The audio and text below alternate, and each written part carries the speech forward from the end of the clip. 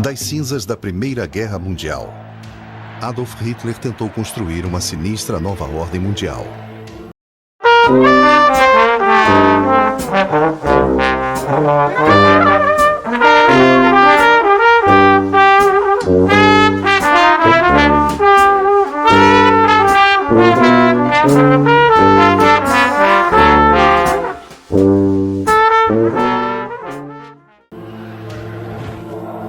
Liderada por uma suposta supremacia ariana de super-homens, espalhando um reino de terror que o mundo nunca havia conhecido. Muitos acreditam que os nazistas invocavam espíritos estranhos e eram adeptos de rituais que permaneceram adormecidos na Europa durante milhares de anos. Agora, documentos provam que suas crenças se baseavam na perversão de antigos cultos pagãos. Uma mistura de batalhas místicas entre forças da luz e das trevas. E uma jornada apavorante em um mundo de misticismo, loucura e assassinos.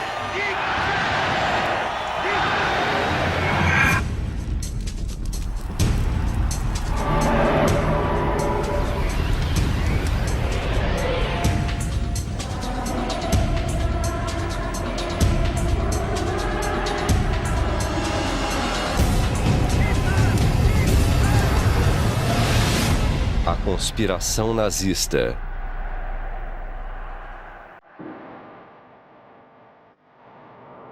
Tibete, Himalaia. Em 1930, os nazistas começaram a explorar o topo do mundo, em busca de evidências de antigos sumos sacerdotes que eles acreditavam ser seus ancestrais de sangue. A crença dos nazistas nesses ancestrais formaria a fundação da nova religião da Alemanha. Uma religião com Adolf Hitler como sumo sacerdote. Inspirando a cruzada perversa de Hitler, estava a crença de que o sangue ariano puro estava sendo contaminado por supostas raças inferiores. E que, uma vez eliminados os elementos externos, uma nova raça de super-homens arianos dominaria o mundo. Essa era a interpretação nazista dos antigos mitos e ocultismos, datados de milhares de anos.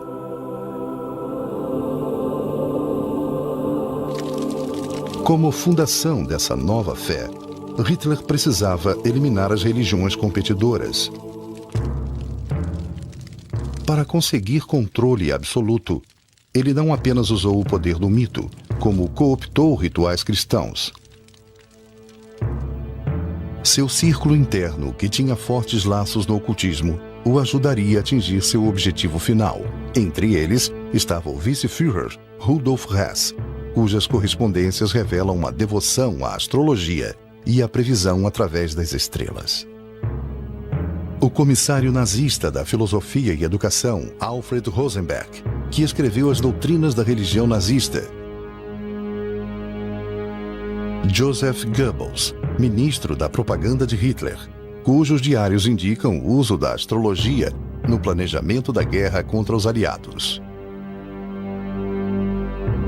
E Heinrich Himmler, chefe da SS dos campos de concentração nazistas, cujos documentos pessoais revelaram que ele era o mestre do ocultismo do Terceiro Reich. E, por fim, o criador da nova religião nazista. Na fundação dessa nova religião, havia uma antiga lenda ocultista que conta a história de um continente em algum lugar no Atlântico Norte.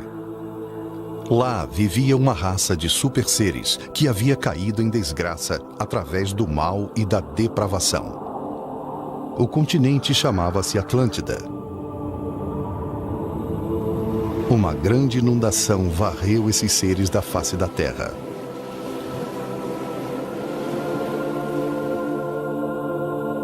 Mas antes de eles serem destruídos, certos sacerdotes escaparam num barco. E posteriormente chegaram à Índia e às montanhas do Tibete. Os místicos acreditam que esses sacerdotes sejam os verdadeiros deuses da raça ariana, e também os ancestrais de todos os indianos e dos europeus. Alguns místicos alemães alegam que o mito da Atlântida foi uma história real. A prova deles de que os arianos eram o povo escolhido, descendentes dos seres superiores da Atlântida, e que haviam perdido os poderes procriando com meros mortais. Heinrich Himmler, chefe da SS, realizou várias expedições ao Tibete em busca de evidências dos seus ancestrais. Em 1946, em um interrogatório pós-guerra feito pelo exército norte-americano, o cientista da SS que liderou uma das expedições ao Tibete descreveu seu primeiro encontro com Himmler. Ele disse: Himmler mencionou sua crença de que a raça nórdica não evoluiu, mas veio direto do céu para se estabelecer no continente atlântico. E os antigos imigrantes da Atlântida haviam fundado uma grande civilização na Ásia Central. No Tibete, pesquisadores nazistas realizaram inspeções minuciosas nos habitantes de vilarejos, à procura do que o partido chamava de traços físicos arianos: fronte estreita, membros longos e feições angulares. A busca pela prova da superioridade da raça ariana logo se transformou em crime. Os nazistas começaram a matar pessoas e a usar seus corpos para experiências.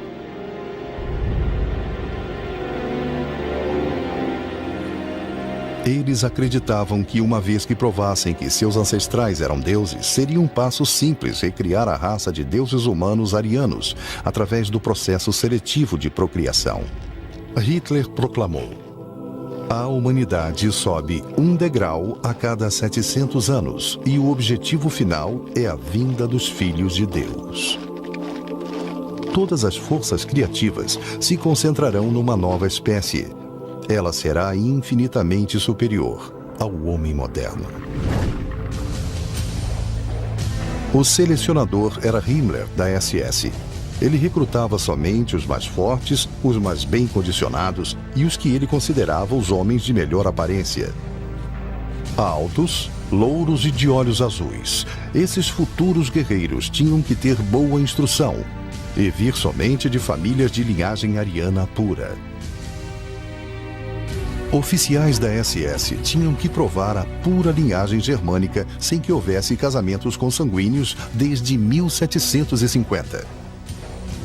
Os oficiais da SS de Himmler, que chegou a ter 3 milhões de homens, eram incentivados a ter o máximo de filhos possível, a despeito do seu estado civil. As ideias de Himmler a respeito da poligamia eram de que o único modo de criar uma raça superior o mais rápido possível seria, na verdade, instituindo a prática através da qual os homens da SS poderiam ter mais de uma esposa.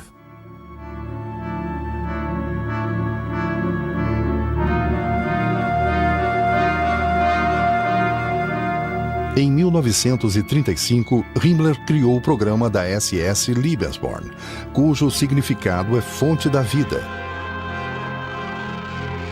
Lebensborn foi idealizado para facilitar o nascimento, suporte e criação do máximo possível de bebês arianos.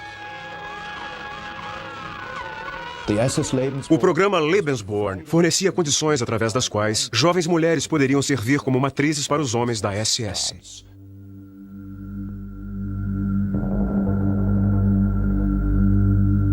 De acordo com a doutrina Lebensborn, um filho ilegítimo não era desgraça, contanto que a mãe fosse geneticamente apta. A mulher era doutrinada a ter somente uma função: gerar filhos que o partido nazista acreditava que se tornariam deuses. Estima-se que cerca de 11 mil bebês de Lebensborn nasceram entre 1935 e 1945. Imediatamente, eles se tornavam propriedade do Estado. A maioria dessas crianças nunca conheceu seus pais. O jornal semanal da SS declarou: somente quando o número de berços exceder constantemente o número de caixões, poderemos ter esperança de um futuro melhor. Durante a guerra, crianças com aparência ariana eram abduzidas de nações conquistadas Registros nazistas indicam que 200 mil bebês poloneses foram sequestrados e levados para lares em Liebesborn, onde receberam treinamento meticuloso em cada aspecto da cultura e mitologia nazistas. Muito antes de Hitler chegar ao poder, essas crenças floresciam em meio a um cenário racista já existente.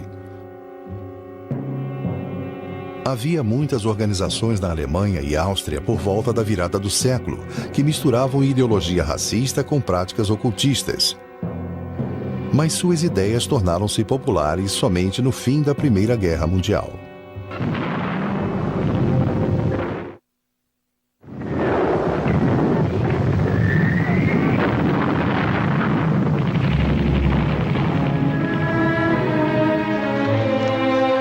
O antes poderoso Império Alemão havia sido desarmado e estava à mercê das nações vitoriosas após a Primeira Guerra Mundial. Em anteriormente cidades prósperas, veteranos mutilados vagavam pelas ruas como fantasmas de uma outra vida. Após servir com honra na Primeira Guerra Mundial, Hitler serviu em Munique, onde sua função era se infiltrar em organizações de extrema esquerda para o exército. Uma missão mudou o curso de sua vida. Ele se infiltrou em uma organização que era um pequeno núcleo político chamado Partido dos Trabalhadores Alemães. O partido, na verdade, mostrou ser de extrema-direita. Hitler gostou do que ouviu. Se filiou e mais tarde tornou-se líder da organização. Presente a um comício onde Hitler discursou, estava um veterano de guerra desiludido chamado Rudolf Hess. E ele disse naquele dia: eu vi um homem essa noite, ele vai trazer de volta a Alemanha ao lugar que ela ocupou antes da guerra. E esse é o único homem que pode fazer isso, que é capaz disso. Hess estava convencido de que o orador dinâmico que ele ouviu era o Messias há muito tempo esperado, profetizado nos círculos pagãos da Alemanha. Junto com o filósofo racista Alfred Rosenberg, Hess apoiava um dos grupos mais proeminentes, a Sociedade Thule, que na verdade ansiava por um Messias germânico. Os membros praticavam astrologia, veneravam o sol e outras ciências ocultas para ajudá-los a atingir seu objetivo. O símbolo deles era uma adaga sobre uma suástica curva, com membros que incluíam alguns dos cidadãos mais ricos e poderosos de Munique. A sociedade financiava o Partido dos Trabalhadores Alemães de Hitler.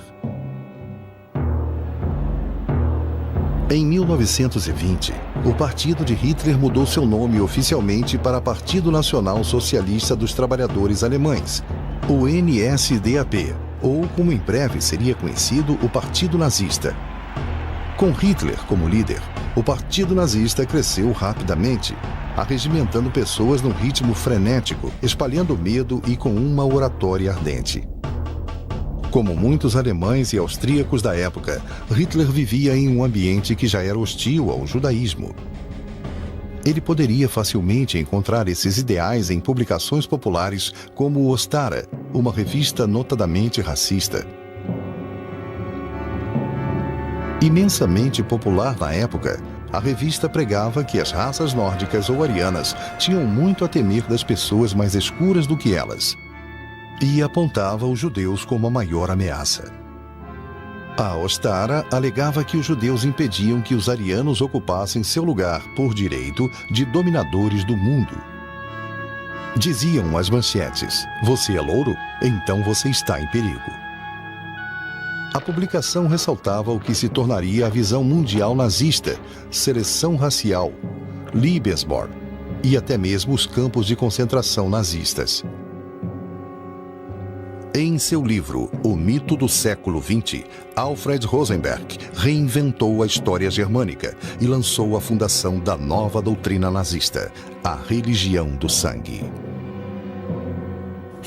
Ele viu o sangue, particularmente no sentido religioso, como fator determinante. Em outras palavras, a igreja tinha que ser a igreja de sangue ao invés da igreja da fé, ou a igreja da crença.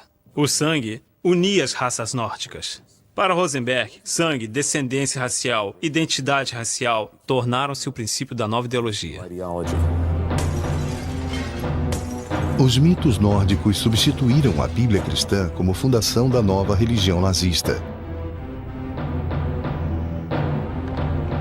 Hitler levou a ideia de Rosenberg além quando escreveu: "Vamos arrancar a fachada cristã e trazer a religião peculiar à nossa raça." Em um desfile organizado por Rosenberg e capturado em filme, os nazistas celebraram sua versão nova e recém-concebida da cultura e história arianas. Como símbolo da nova religião, Hitler escolheu a suástica. A suástica pode ser encontrada em todo o mundo, em diferentes culturas através da história. Desde os primeiros tempos, a suástica foi o símbolo da sorte na China. E até hoje, permanece como símbolo religioso nas religiões hindus e budistas.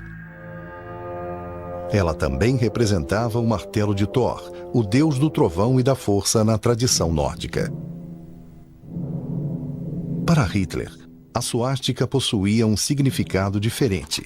Ele escreveu: "Na suástica, nós vemos a missão da luta pela vitória do homem ariano." Hitler via a vitória representada repetidamente nas óperas de Richard Wagner. Cavaleiros Destemidos, sagas épicas das tradições teutônicas e a mitologia nórdica da guerra entre as forças das trevas e da luz eram temas comuns da cultura germânica. Wagner deu a essas histórias sua voz mais triunfante. Hitler viu sua primeira ópera de Wagner aos 12 anos. Mais tarde, ele se tornou um devoto obsessivo do compositor. Richard Wagner foi a pessoa mais admirada de toda a vida e carreira de Adolf Hitler, o maior. A genialidade de Wagner para a pompa tornou-se inspiração para a grandiosidade dos comícios de Hitler, que logo se tornariam palcos, comícios, onde a música de Wagner era frequentemente tocada. A música tinha o efeito de uma droga, eliminando completamente o intelecto, a abordagem crítica. A ópera de Wagner, Parsifal, foi a fonte de inspiração de Hitler. É um épico a respeito da busca pelo Santo Graal. De acordo com a lenda, o Graal era um cálice místico que tinha sangue sagrado e prometia poderes ilimitados a quem bebesse dele. Acreditavam que o Graal só poderia ser encontrado pelos mais puros cavaleiros. De acordo com os registros, a ideia de um cavaleiro cristão do Graal buscando o mito do sangue puro é fundamental para a concepção de Hitler sobre o que o racismo nazista estava tentando atingir. Em 1938, baseado nessa crença, Hitler encomendou esse autorretrato trajado como cavaleiro.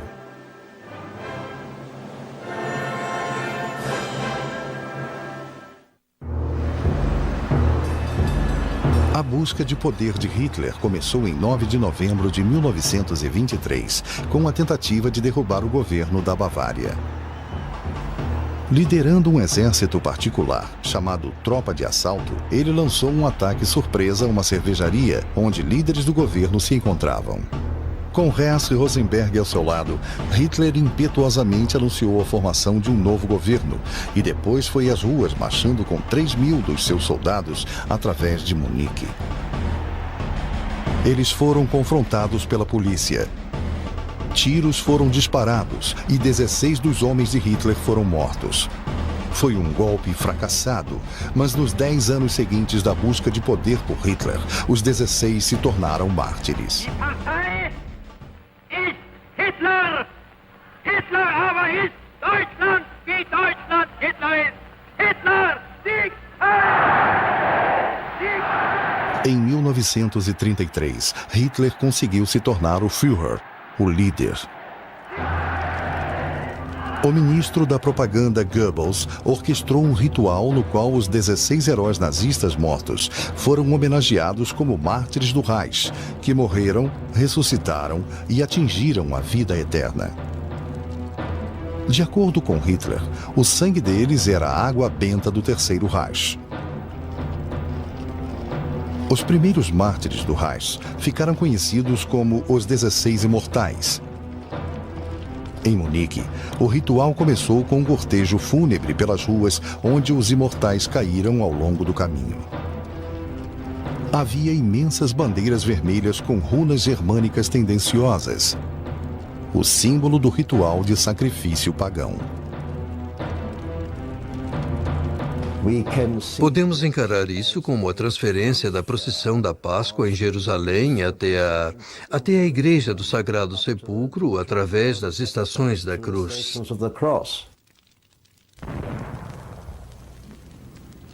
Durante essa cerimônia anual, os nomes dos 16 eram proclamados e vozes anônimas respondiam às chamadas dos heróis, como se os mortos marchassem em espírito com os vivos.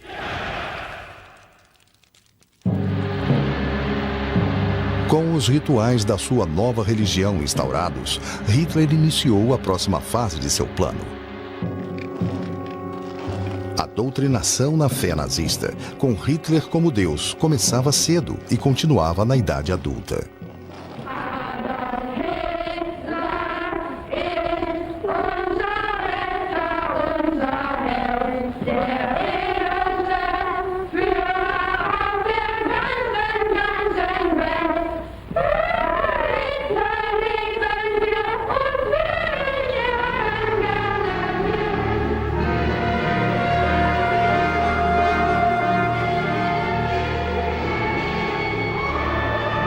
Em 1933, o partido assumiu todas as organizações juvenis da Alemanha. Para as meninas, a organização compulsória era a Liga das Donzelas Alemães, onde elas aprendiam a abnegação e a se casar jovens e que seus corpos pertenciam à nação. Meninos de 10 anos de idade tornaram-se membros da Organização dos Jovens Alemães. Aos 14 anos, eles entravam para a juventude de Hitler e, aos 18, para o Partido Nazista. A cada estágio, eles aprendiam a doutrina nazista dos sagrados rituais de sangue, superioridade racial e total fidelidade a Hitler até a morte. Era um orgulho dizer que você pertencia a uma raça superior, a maior nação da Terra. Eu achava que por eu ser alemão, por ter o sangue alemão correndo pelas minhas veias, isso me tornava superior a todos os outros. Aos 18 anos, cadetes se entregavam ao Führer quando faziam o juramento sagrado. Até a última gota do nosso sangue, até a última gota do nosso sangue, servir ao Führer, ao povo e à nação. Na raiz da doutrina de cada alemão estava a autobiografia de Hitler, Mein Kampf, ou Minha Luta. Nela, Hitler destacava a filosofia do plano de 1000 anos do reinado nazista. Mein Kampf tornou-se a Bíblia nazista. Em conjunção com Mein Kampf, os princípios da religião do sangue começaram a formar a base da política nazista. Leis de esterilização obrigatórias entraram em vigor. Até mesmo arianos eram investigados em busca de moléstias hereditárias. Doenças que iam da tuberculose à epilepsia, do alcoolismo à depressão, eram motivo para a esterilização automática. Mais de 400 mil alemães tiveram esse destino.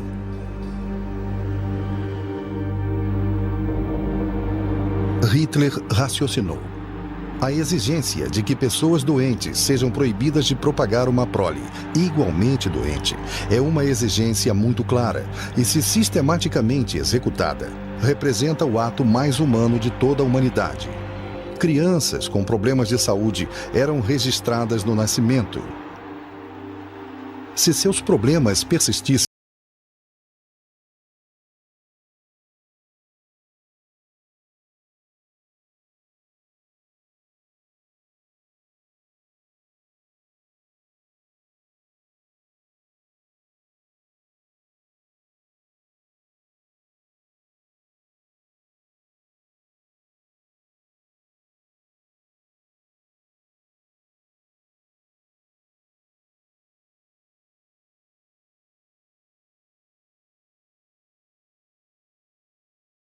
alemão de sangue puro casar ou até mesmo fazer sexo com judeus.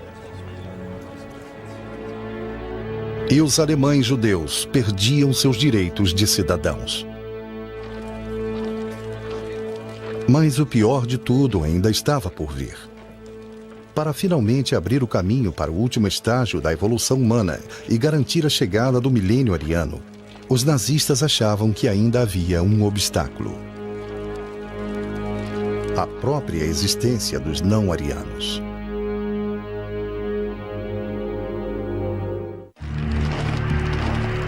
A ideia de que alguns deveriam ser sacrificados para o bem da maioria se estendeu até para a SA de Hitler, a tropa de assalto. Por fim, a SA, que estava entre os primeiros colaboradores de Hitler, tornou-se um obstáculo. Obstáculo que ele não teve receio de remover. Sem a SA, ele provavelmente não teria subido ao poder, porque o povo tinha medo da SA. A classe média e o exército temiam a SA. Para o exército, a SS era uma organização mais aceitável. Como eles, os membros da SS eram alemães da classe alta.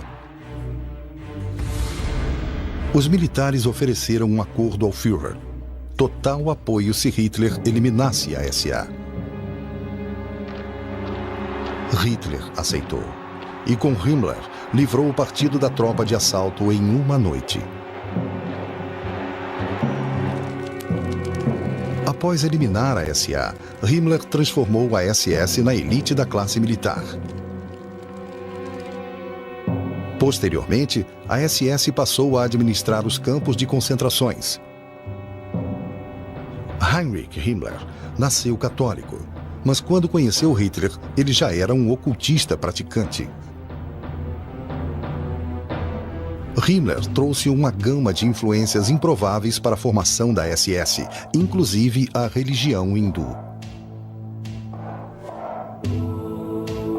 Durante a guerra, era notório que ele viajava com uma cópia do Bhagavad Gita, o livro sagrado da religião hindu. Ele conta a história de uma grande batalha no campo da honra entre as forças do bem e do mal. A crença hindu na reencarnação e seu rígido sistema de castas foi um atrativo para Himmler. Historiadores agora dizem que Himmler tinha convicção de que ele era a reencarnação do rei Heinrich, um líder alemão da Idade Média que impediu a invasão eslava à Alemanha.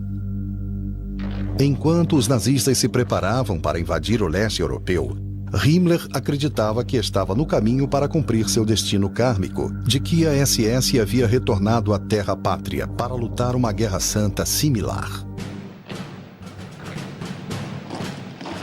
Himmler transformou uma série de castelos antigos em escolas de treinamento da SS, que eram centros militares e religiosos. Aqui, recrutas eram iniciados na chamada doutrina dos sacerdotes guerreiros.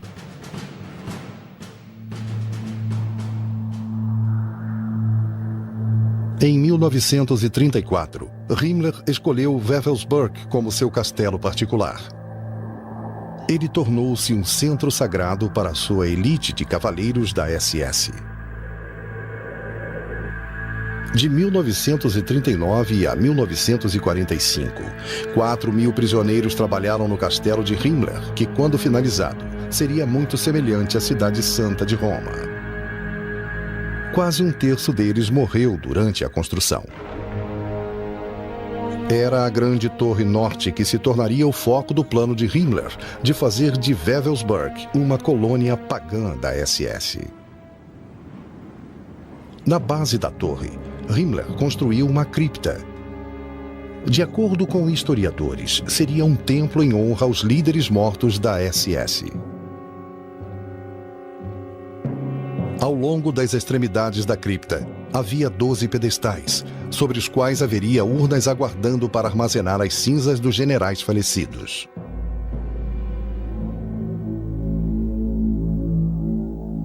Himmler até tentou criar uma réplica da Capela do Grau da lenda do rei Arthur. Acreditava-se que o rei Arthur reunia os 12 maiores cavaleiros em uma grande sala.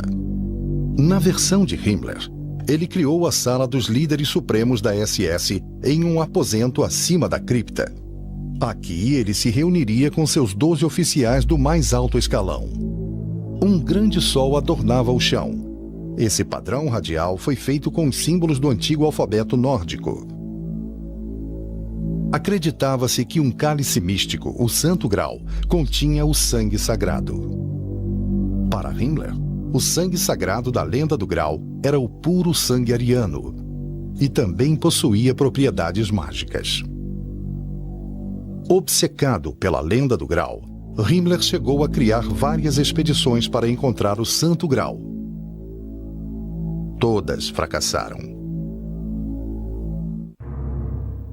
Em sua busca contínua para provar a superioridade da raça ariana, Himmler criou um instituto de pesquisa chamado Organização da Herança Ancestral. Além de realizar experiências médicas em seres humanos e checar a origem de sangue para garantir a pureza racial, a missão da organização era ressuscitar e reinterpretar práticas ocultistas, antigos mitos alemães e tradições pagãs. Esse filme nazista mostra tal ritual, moças dançando ao redor do símbolo pagão nórdico da guerra e da ordem divina. Himmler esmagou certas ordens ocultistas não associadas a ele, inclusive sociedades secretas como os franco-maçons, que os nazistas acreditavam ser uma organização ocultista criada pelos judeus para conspirar contra os alemães. Ele também alavancou a carreira de outros ocultistas, como Karl Maria Willigott.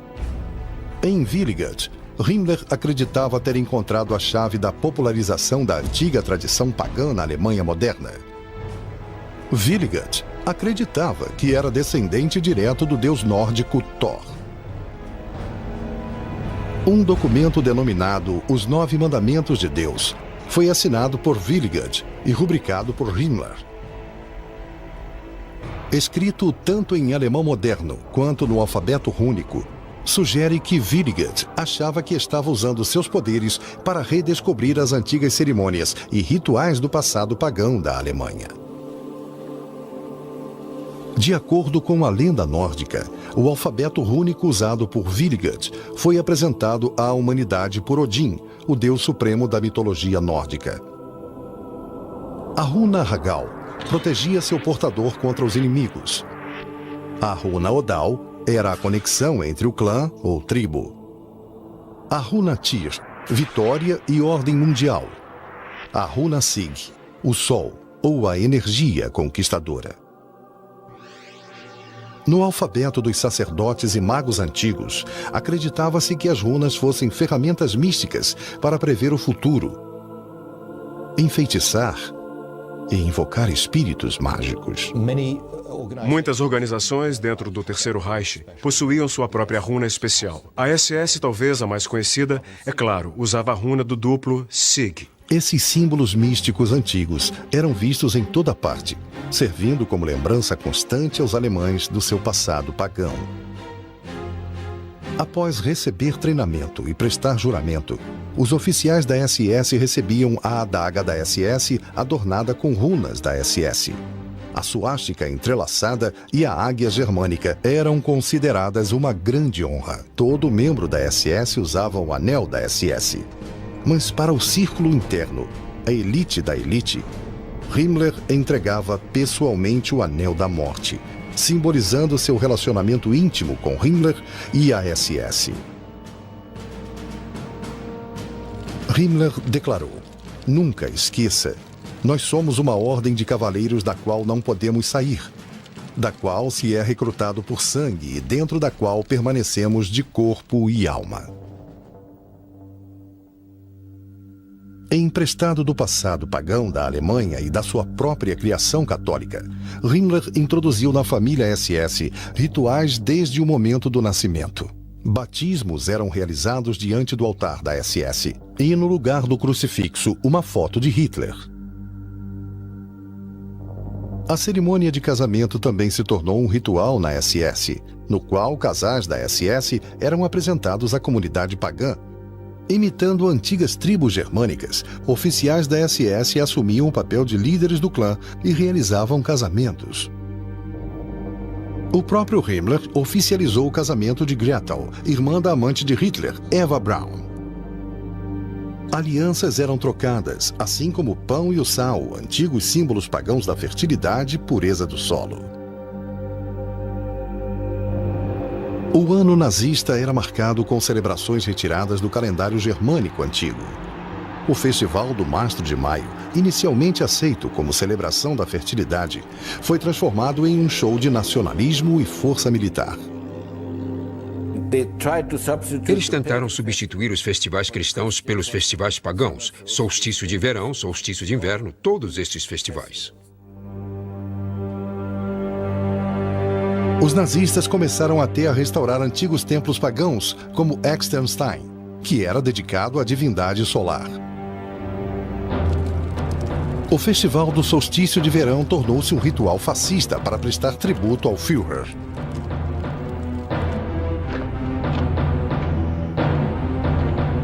No maior desses rituais, tropas carregando tochas criavam padrões simbólicos da noite.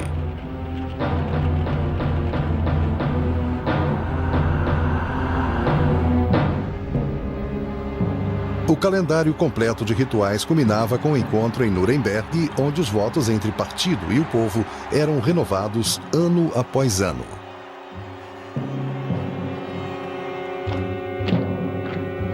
Dezenas de milhares de nazistas uniformizados uniam forças. O encontro, que demorava uma semana, era orquestrado para impressionar as pessoas com um espetáculo de puro poder. E o que isso proporcionava ao povo, esses encontros em massa? Quando o comerciante solitário deixa sua loja e se une à multidão em ação, ele se sente parte dela, fica feliz, ele esquece a solidão. Já havia uma atmosfera contagiante antes de tudo começar. E depois, de repente, anunciava-se que o Führer viria. Você o via subindo ao palco e aí gritavam Heil, Heil, Heil, Heil.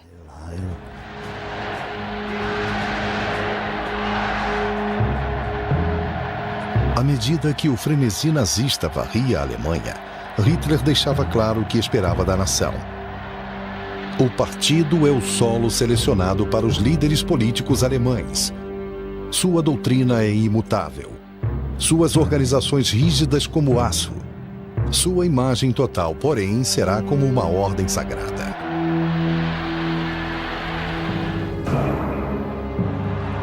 As concentrações de massa nazistas eram cuidadosamente orquestradas para se tornar uma manifestação emotiva e esmagadora que evocava fervor religioso. No centro desse ritual estava Hitler. Tudo era feito para fazer Hitler parecer uma divindade, um Messias. Hitler agora estava pronto para dominar o mundo.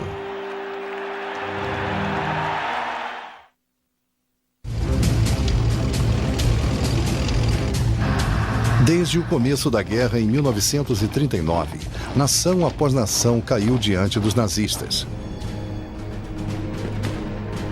No inverno de 1942, porém, a maré mudou. E os nazistas começaram a experimentar o que eles achavam ser impossível: a derrota. Certos membros do comando naval alemão começaram a se convencer de que os aliados estavam utilizando forças místicas na guerra contra a Alemanha. Eles acreditavam que o sucesso da localização e destruição dos submarinos alemães pelos britânicos acontecia graças ao ocultismo, e que a melhor maneira de combater isso era também usando o ocultismo como arma. Isso levou Himmler a estabelecer um instituto ultra-secreto dedicado à antiga prática ocultista do poder do pêndulo. Sobre mapas do Atlântico Norte, videntes oscilavam objetos suspensos por uma corda, tentando localizar a posição de comboios aliados. Missões de submarinos alemães eram aprovadas com base nos resultados. Durante essa época, Himmler teve contato com um dos maiores astrólogos da Alemanha, Wilhelm Wolff.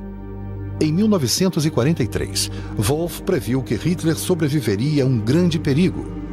Adoeceria e teria uma morte misteriosa, antes de 1945. Com base nessas previsões, Wolff tornou-se o astrólogo particular de Himmler e um de seus assistentes mais confiáveis. Durante as últimas semanas da Segunda Guerra Mundial, com as forças aliadas cercando Berlim, Himmler tornou-se ainda mais obcecado por astrologia, quando as estrelas sugeriram que ele poderia derrubar o Führer com sucesso. Lendo o mapa de Hitler, Wolff viu um arranjo planetário que indicava uma queda. E, curiosamente, nos últimos dias da guerra, houve uma reunião entre Himmler e um representante do Congresso Mundial Judaico, ao qual Wolff, como astrólogo de Himmler, estava presente. Himmler aparentemente concordou que não deveria mais haver o extermínio de judeus. Tendo sido tomadas providências para impedir temporariamente o extermínio de judeus, parecia que Himmler estava pronto para dar seu golpe. Mas, por fim, seu medo e sua lealdade ao Führer o impediram de assumir o poder. Himmler permaneceu na esperança de que alguma força mística do destino iria alterar a derrota que estava clara. Em 1945, Joseph Goebbels e toda a sua família foram se abrigar com Adolf Hitler no bunker particular do Führer. Em 30 de abril, Adolf Hitler e sua noiva, Eva Braun, cometeram suicídio. Goebbels envenenou os 6 filhos. Depois matou a esposa e se suicidou. Vestido como um soldado alemão comum, Reichsführer SS Heinrich Himmler quase conseguiu escapar. Mas durante um exame físico realizado pelos britânicos, ele engoliu uma cápsula de cianeto escondida na boca. Em novembro de 1945, vários nazistas do alto escalão foram levados a julgamento pelos aliados em Nuremberg. Rudolf Hess foi condenado à prisão perpétua. Lá, ele morreu aos 93 anos de idade. O ocultista Alfred Rosenberg foi considerado culpado de crimes contra a humanidade e enforcado em outubro de 1946. O Terceiro Reich, que deveria durar mais de 1000 anos, terminou somente após 12 anos. Quase 50 milhões de mortos. Ironicamente, entre eles estava a primeira geração da chamada raça superior de Hitler, que daria origem aos futuros super-homens arianos.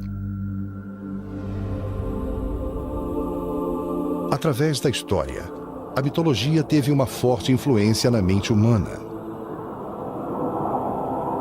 Todas as culturas foram influenciadas misticamente. Porém, na Alemanha nazista, a ligação de líderes políticos com uma mitologia corrompida levou a um mal sem paralelos na história. Versão brasileira Audiocom.